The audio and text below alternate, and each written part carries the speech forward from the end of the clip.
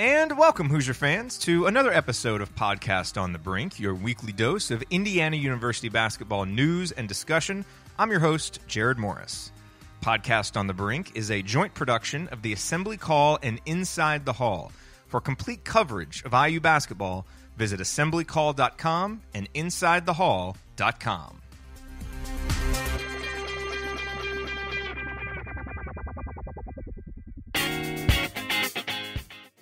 On this week's edition of Podcast on the Brink, it is time to take a look around the NBA and see how the Hoosiers playing in the NBA have done this year.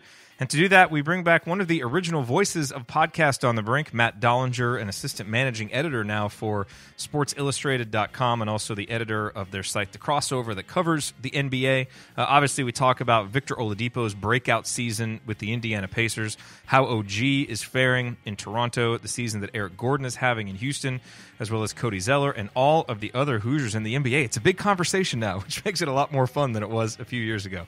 But that conversation coming now on Podcast on the Brink.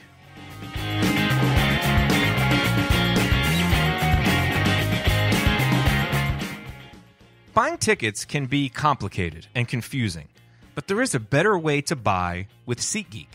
SeatGeek is the smartest, easiest way to get tickets to every type of live event.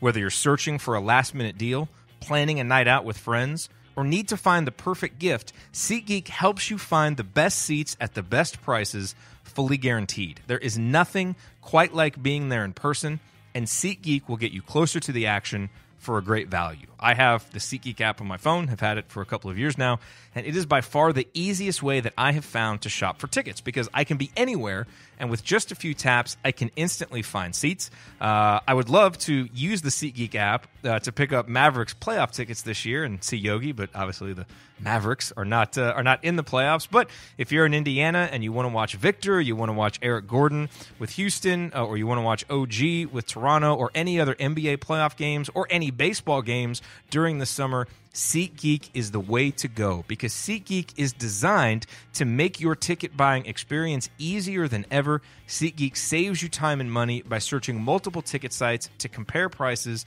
and find amazing deals so that you don't have to go through all that legwork yourself. And best of all, listeners to Podcast on the Brink, like you, get $20 off of your first SeatGeek purchase. All you have to do is download the SeatGeek app and enter the promo code BRINK, B-R-I-N-K, today.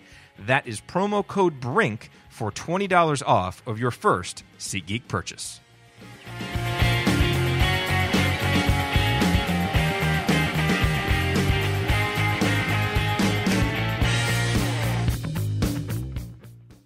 All right, joining me here on Podcast on the Brink, one of the original voices of Podcast on the Brink, back to talk a little IU in the NBA, as has kind of become our annual custom here. Matt Dollinger, welcome back to Podcast on the Brink. The familiar surroundings, I hope. Absolutely. It's always good to be back. Fan of the show still to this day, and yeah, you know, IU basketball is never far from my heart, even when the NBA can distract me for months at a time. Yes. Well, and it's good for you that you've had this distraction the last 2 years, because obviously the on-court product at the college level for Indiana has not been too good. Maybe that's the first thing. You want to give just any overview thoughts on just your thoughts on the program over the last couple of years and what you think of the direction currently? Well, clearly all will be cured as soon as Romeo Langford signs on the dotted line. That's that's my hope, at least. But no, you know, I think it was kind of like a workman-like year from Archie Miller, first year on the job. I don't think anyone expected great things, but there were those flashes and teases every now and then where you kind of saw what he was like as a coach. I think it was encouraging to see the team get significantly better as the season progressed, and they had a few times they, either stalled or regressed a little bit, but I got the idea that this is a guy, here for the long term. This is a good first season, and you saw individual and team progress from a bunch of guys, and I felt like he was pretty good to the media as well, which is always high on my concern list too. So I was happy to hear there weren't, any student reporters cursed out in front of everybody or anything like that. So good to hear there too. Yes. It sounds like that all went very well. As you look back at the regime before Archie Miller and the Tom Crean era at IU, it obviously had, some very good moments, but it also had some down moments, which is why he was ultimately fired. And I think most of us think for the better. But it's inarguable that one of the legacies that Tom Crean left Indiana is a much better kind of NBA profile as a school, because when he got to Indiana, I believe, and correct me if I'm wrong, but I think Eric Gordon was the only Hoosier in the NBA at that time. Yeah. And maybe DJ White was floating around on someone's bench or something. I don't, depending on the timing, but Eric Gordon was certainly the only one of note. And now you look at it, and obviously there's a lot more. I think, depending on who's up from the G League and who's down, it can be anywhere from between 7 to 9 guys, right now in the NBA. And it's not just guys playing. I mean, Eric Gordon's playing a big role. Victor Oladipo has obviously turned into a star. OG Anunoby has had a really good rookie campaign. And then you've got some other solid role players and promising youngsters. So I guess probably the best way to begin this would be just to get some general overview thoughts from you on, kind of that difference now that Indiana actually has an NBA profile and some players really doing really well up in the league. Yeah, it's a lot of fun to watch, to be honest. There's so many guys around the league. I think there's as many as 9 at one point this season in the league, if you count Jordan Crawford, which of course I still do. I did not have him on my list, but I appreciate you reminding me about that. It's a little bit of a technicality, just like Josh Smith, who I always counted as well. But he's always part of the family. Always part of the family. That's right. That's right. But no, it's I think it's really been, personally speaking, a great year for Tom Crean to take the time off and kind of do the tour that he did and probably gain some perspective while also improving himself as a person and a coach, but then also to have all these guys that you tutored and mentored pan out in the NBA and realize their potential. It's been great to see. And I think one thing you've seen is the guys were ready for the NBA. I think of a guy like Troy Williams where he'd have struggles at IU where you're like, this guy, what's he talking about? The NBA? That's crazy talk. But you see his game kind of flourish because he gets the space. He needs to, score on offense, and the game is quicker, and all of a sudden his athleticism is really kind of, shining more on a play-to-play basis. And, you see a little bit of what you saw at Indiana, but on in the right game kind of. These guys are playing better. And Noah Vonleh is another guy who I think all of us kind of scratched our heads when he left, and we're happy he got drafted high, but the first couple of years didn't really work out. And then he, in some very much garbage time with the Chicago Bulls, though, he got some double-doubles and, actually looked like an NBA player from time to time. So I think, to Crean's credit, he's going to be seen as a guy, especially when recruiting, say, I can get you to the league. I know what you've got to do. I know how you can get better. And also, I've got the system around me where I'll tell you if you're ready or not. And, I think, Tom Crean is, really respected in coaching circles, but he's also, best friends with Adrian Wojnarowski. That is that's not a bad friend to have when you're debating, should I go to the NBA or not? What are you hearing? And so I think there's a great year for Crean. Personally, I was happy to see him land on his feet in Georgia. I think he's going to be able to get some talent there as well and kind of parlay success at Indiana there. But I also think it's great for Archie Miller because he can point to all these guys, whether they were one-and-done guys or, 4-year guys like Yogi, and say, this is a place to get you ready for the NBA. The Big Ten, the scores might be 55-50 some nights, but you're going to get the experience and the practice and, face the level of competition you need for the next level. So I think it's a great look, especially, growing up and watching, Brian Evans and Alan Henderson try and make it in the NBA and kind of clinging to every little good moment they had. It's nice to have so many guys on a night-to-night basis doing well in the NBA. You mentioned something interesting when you were talking about Troy there, and you talked about guys being ready for the NBA. When you say that these guys have been ready for the NBA, are you talking about from a skill perspective, from a maturity perspective? Like, what is it that has, in particular, that has made these guys ready to kind of play and succeed, perhaps beyond what expectations were when they left IU?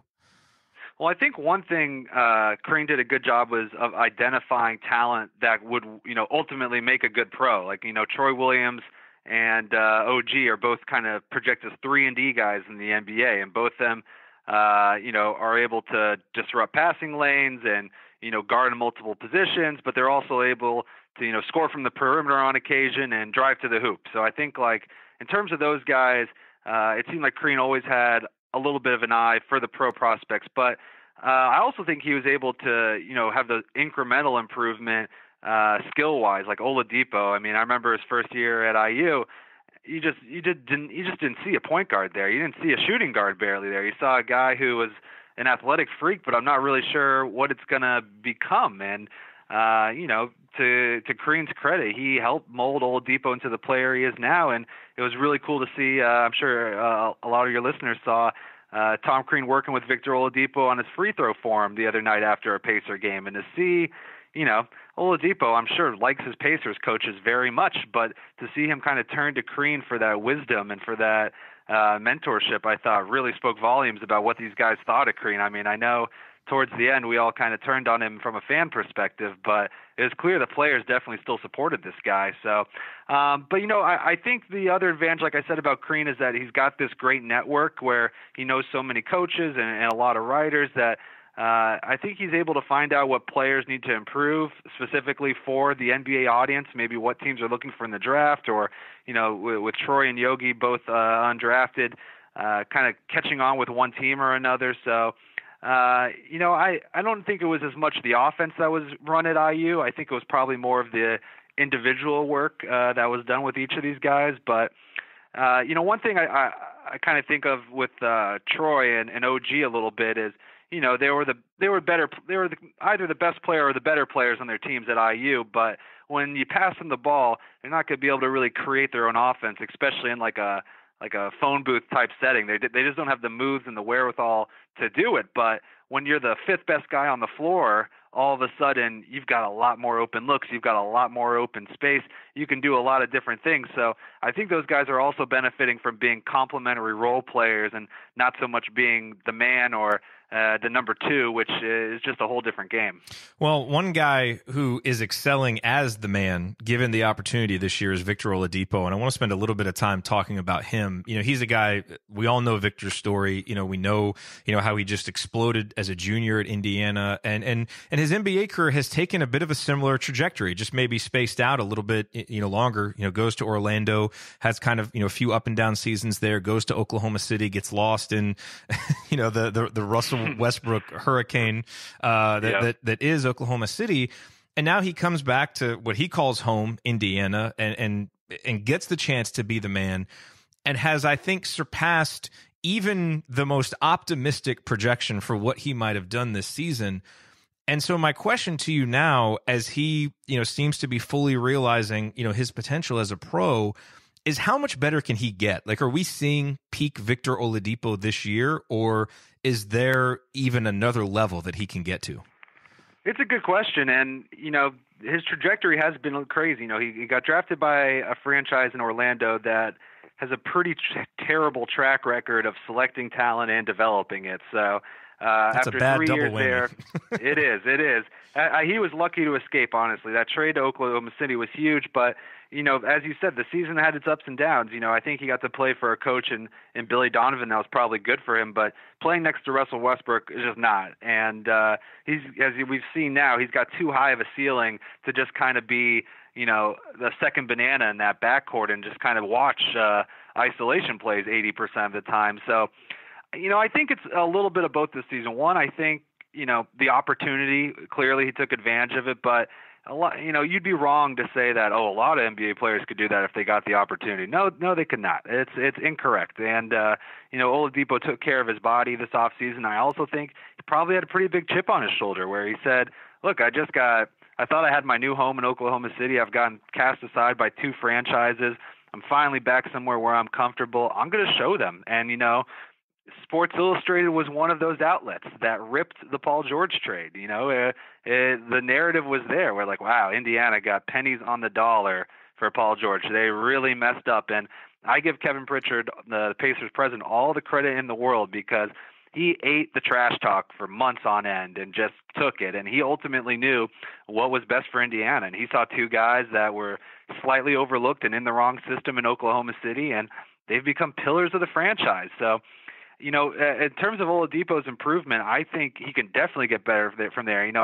At age 25, coming off his first All-Star game, the All-Star game tends to be one of those guys, one of those moments in an NBA player's career where they have a realization of, not only did I make it, but look at what these other guys do. Look at what they look like. Look at how they act. I want to get on their level. I want to be better than them. And I think kind of joining that club is going to make it burn even deeper for Oladipo. This postseason is going to be huge for him. He's going to, whether the Pacers lose in the first round or not, he's going to have some critical moments, ups or downs, where he feels what it's like to really be the man, what it really feels like to kind of have the weight of a franchise on your shoulders. And, he's passed every test so far this season. Every time you've kind of expect a lull or a regression, he's done great. And I think he's going to be the almost unanimous pick for most improved player. And one of our writers, Ben Golliver, actually selected him to the All-NBA second team this year. And, that's ahead of guys like Chris Paul and, Steph Curry. And, we're talking about the tops of the tops here. So to have Oladipo in that conversation is just something no one could have predicted. I'm sure, Tom Crean included, was probably his biggest fan and never thought he'd make it to this level. So it's been really cool to see. But, a guy who we've always mentioned as an Oladipo comparison is Dwayne Wade. And I could see, I don't know if Oladipo is going to win multiple championships, but I could see him being an all-star like Dwayne Wade for a prolonged period of time. Wow. Let's talk about Victor's teammate at Indiana, Cody Zeller, who, obviously entered Indiana with a lot more fanfare. And I think probably if you had asked this question 6-7 years ago, who's going to be the best, the better NBA player in 2018, a lot of people would have predicted Cody. He's had kind of a strange season, right? A lot of injuries and just his last couple of seasons, it's kind of felt like he's at times been ready to break out, but hasn't, and has been, I think, kind of a darling of, the efficiency metrics, but hasn't necessarily, put together the counting stats or really done a lot in a high profile situation to earn anywhere near the star power of a guy like Victor. But what's next for Cody, and is his future going to continue to be in Charlotte? Yeah, it's been a really frustrating season for him to probably, experience, but also to watch from afar. And the Hornets have been a mess, to put it lightly, this season. And we saw them get rid of their GM and bring in Mitch Kupchak before the end of the season now, which probably means a makeover is on its way. But the last couple moves they've made since drafting Cody have made no sense. They signed Dwight Howard, which just reeks of desperation. They draft Frank Kaminsky the following year, which just seems wildly redundant. And then they trade for Willie Hernangomez at the All-Star break this year, another guy who's pretty similar to him. Now, granted, Cody's been hurt, but it just seems like gathering the same player over and over again. So, Zeller's first couple of years were really good. And like you said, he did become a darling, not only as he's a great pick and roll player. He's regarded by the analytics community, because they're the only ones who pay attention to it, really, as one of the greatest screeners in the game. And, you don't think of that as like a high attribute for an all-star, but, watch an NBA game. Every play has multiple screens. And for a guy to be able to, create space for Kemba Walker when Kemba Walker needs just a few inches to get a shot off, it's a big deal. So, I think he's done a great job of finding his role, and I don't think he's quite realized his offensive potential yet. And the same things kind of happened at IU, where you wanted him to do more, you wanted him to step away from the hoop and shoot, a few more face-on jumpers, and he just never seems fully comfortable doing it. But I would love to see a more aggressive Cody Zeller come back next season and look for a shot more. Though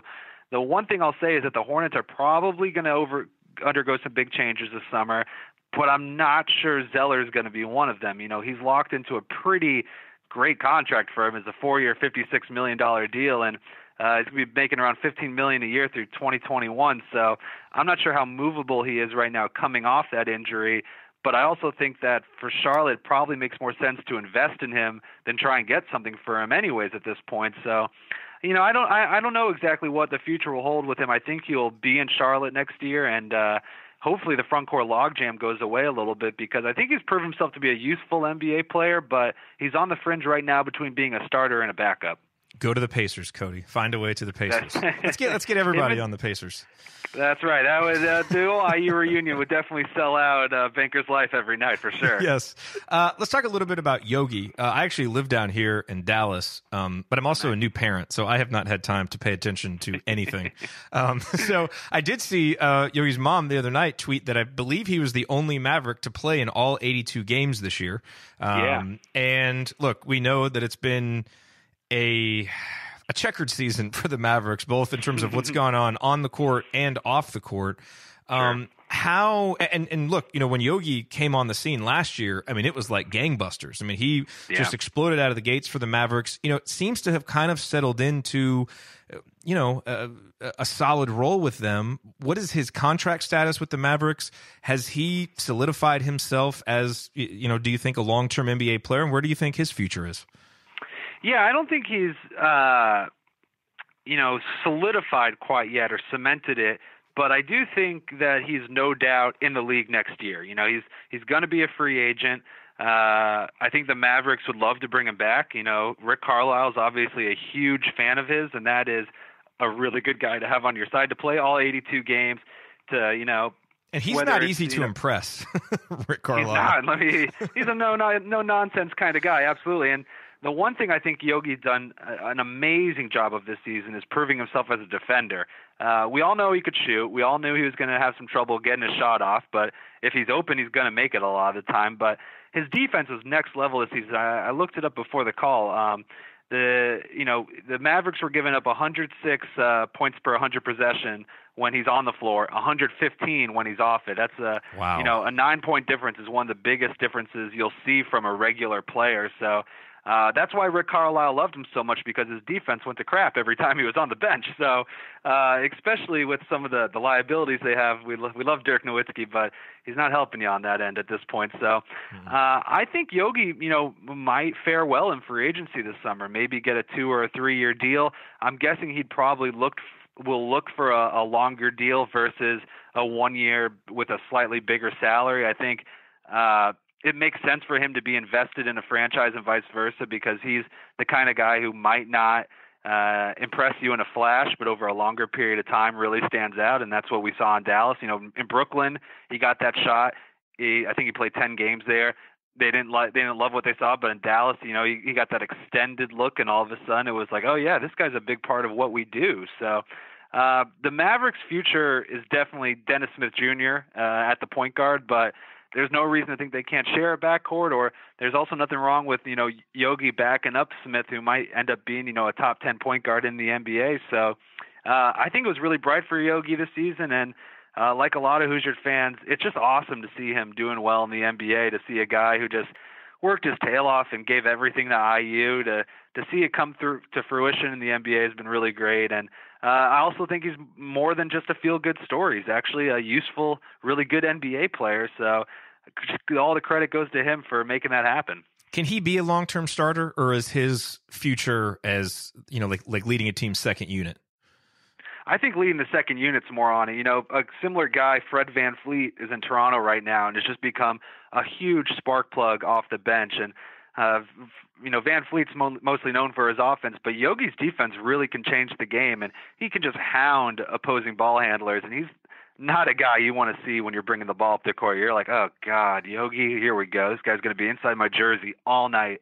So I think he's the kind of guy, despite his size, that people hate to play against, and that's why Carlisle loves him so much. But I do think that the NBA point guard is probably the most important position right now, and the franchises are going to want to shoot high for a point guard, and because of Yogi's pedigree and because of his physical makeup, people are never going to fall in love with him and say, oh, this guy's the future. But there could be a lot of situations like you see the one in Dallas where they say, well, he's not the future, but he's the best guy we got right now, so I'm going to play him.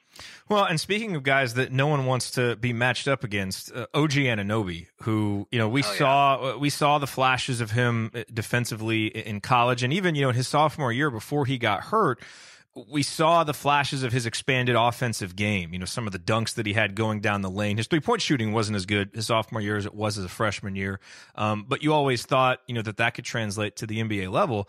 So he goes to the NBA coming off the injury. It feels like no one's really sure what to expect, which is a reason he falls in the draft.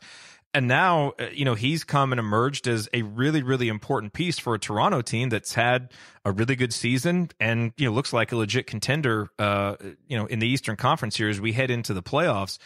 How has his season gone, and what is his role now as we head into the playoffs, where obviously rotations shorten and coaches' patience with rookies might tend to be, a little bit less? Is he solidly, in that Toronto rotation now? Not only is he solidly in there, I would say that he might be their biggest X factor this postseason. I really think, for a guy that averages 6 points per game, he's one of Toronto's most important players, especially in the postseason, because you think about the guys who Toronto's going to need him to guard. They're going to need him to go against LeBron. They're going to need him to go against Jason Tatum. They're going to need him to go against Ben Simmons. If they play the Pacers, it could be a Victor Oladipo that night. They stick him on the most important opposing wing every night, and it's on him to be the first line of defense.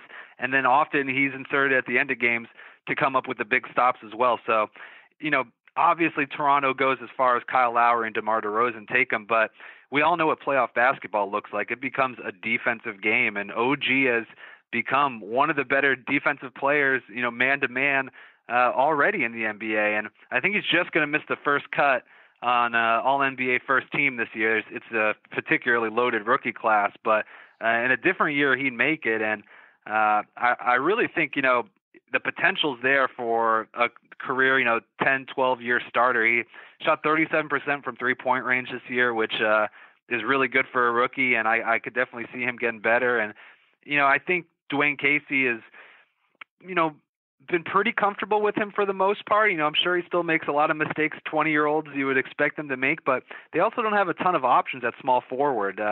C.J. Miles, a former Pacer, is a great scorer, but is not a defender you want against, LeBron or Ben Simmons. And OG, they're willing to sacrifice whatever they lose on offense to have him on the floor for important defensive possessions. And the Raptors have had a lot of success playing three guards this year, but you can't get away with that lineup a lot of times against the Eastern powers. So I think we're going to be seeing a lot of OG this postseason. And, it's tough to say that Toronto's the one seed entering the postseason. They're technically the favorite in the East. There's that LeBron guy, so I'd probably say the Cavs are still the favorite. But it's going to be fun. I think of all the Hoosiers in the NBA, we might see OG playing the latest this postseason, maybe Eric Gordon as well. But he's had a great rookie year, absolutely.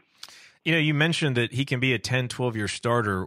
What do you think his ceiling is? I mean, because he's a guy, ever since we saw him come on the scene as a freshman, it's like, oh my God, the potential for this guy is just out of this world. And, every single step of the way, he seems to be surprising people and doing a little bit better than you would think he would do at that stage. So how good ultimately do you think he can be?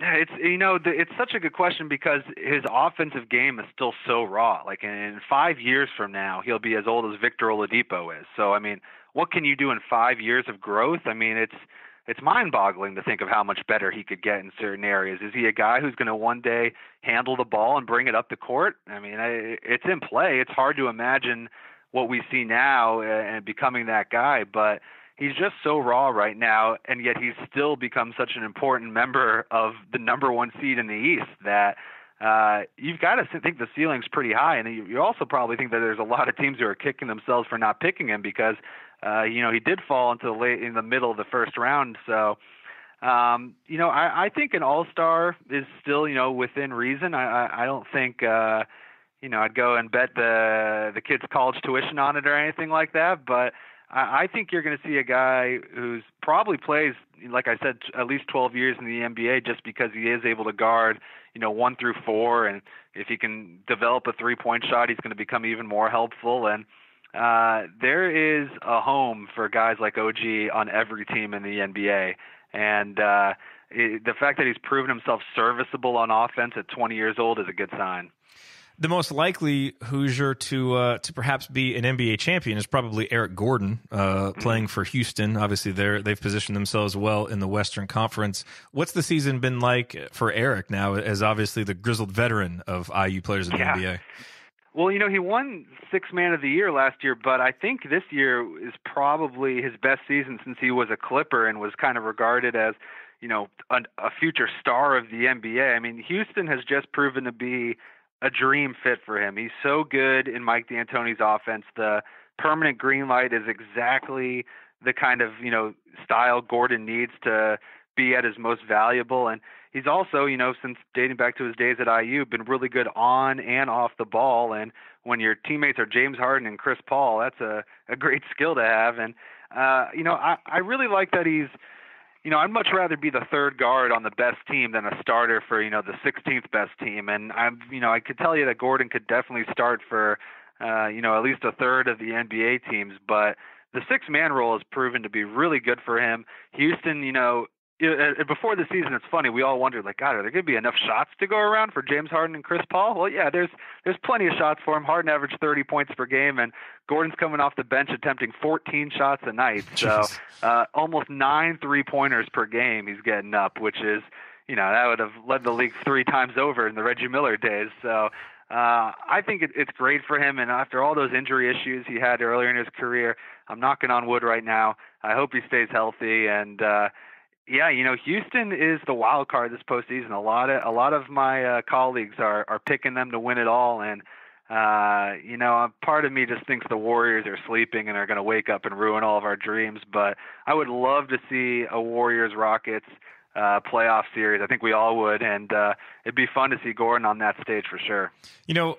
What's so much fun about this conversation is we've almost been talking for 30 minutes, and there's still like 4 guys we haven't talked about. We haven't really gotten into Noah and Troy, and Thomas and James Blackman Jr. So I do want to, maybe just, end with kind of, just a quick, get some quick thoughts on those guys. But before we do that, one other question about some of the current Hoosiers. Who do you see on the current roster? And if you don't really pay attention to it in this way, just let me know. But, guys like Juwan Morgan, or a guy long-term like a Justin Smith. I mean, Clifton Moore, who we didn't see play at all, was the guy heading into the season that was actually on the NBA draft radar, which seems crazy to think about now. But what do you see as the potential for the guys on Indiana's current roster to someday, be covered by Matt Dollinger at SI.com? Well, assuming Tim Priller doesn't go in the lottery, because I've got that one penciled in already. Yeah, I think Juwan Morgan is right now a fringe NBA player, and he's really close to being an NBA player for sure. I mean, there are a couple games you see this season where he'll just assert himself on offense. He'll be like, oh, wow. And I think he's already proven himself as a defender and a rebounder. He's got that slight tweener size where he's kind of a 4 and kind of a 3, but I think that's not as much of a thing as NBA teams used to think of it as. I think, we're at the point now where it's a little closer to positionless basketball, and we're like, all right, he's a wing, or he can play a little small ball 4 as well. So I think he's going to have to become a little bit more of a 3-point shooter. They say that for a lot of, 6'8" guys in general. But I think he's there. I think he's on the line, and the other guys, the younger guys, we got to see him play a little more. I'm not 100% sure. I've always been a huge closet Deron Davis fan. If he ever, was in good enough shape and was able to be healthy, I mean, some of those flashes I've seen where I've been like, oh man, he could be a beast. So, a little too early for some of the younger guys, but the good thing is like we said, there are 9 NBA players from IU right now, or about that. People are going to look at IU to see who's next. So those guys are in good position. Well, and hopefully it's Romeo that's next. That's right. We wait to see. All right. So real quick, if you have a few minutes still, would love to just get some quick hit thoughts on the other guys that we haven't talked about. Starting with Noah Vonleh, who is now he's a Bull, right? He is, yeah, and it's been good for him. He got traded at the deadline from Portland, and he was kind of lost in Portland. Portland's a serious playoff team. They had a deep front court. He wasn't going to play any meaningful minutes for them. In Chicago, well, they're openly trying to lose games, so not sure if it's a compliment that he was getting minutes, but he was looking good in them. Chicago's got 2 bigs, Lauri Markkanen and Bobby Portis, who I think are maybe ahead of him in the long-term we value you list. But if Vonleh could kind of emerge as like a 3rd or 4th big in Chicago, I think they're going to keep him around. Like I said earlier, he had a few double-doubles. He played really well in March when he got some more games and when Markkanen was out. And I think the one thing he's shown is he's an NBA level rebounder. I can get rebounds for you if you put me on the floor. What can I do offensively? It's going to be a lot of putbacks and a lot of stuff really close to the rim right now. He is shooting almost 3-pointers per game for the Bulls this year. So he's putting them up, but he's only hitting like 30% right now. So, you can put him up for the Bulls, but if you put him up for another team, they might not be so happy. But I think he's extended himself to the point where, he was labeled as a bust by a lot of people the first couple of years he was in the NBA. A lot of teams wrote him off. But I think this little bounce back in Chicago has earned him at least another season in the league. With Troy, I was so happy to see him get the chance in New York. It's closer to home, and he got that 10-day contract, really seemed to play well. Has he found a home there, do you think, in New York, at least for maybe another year?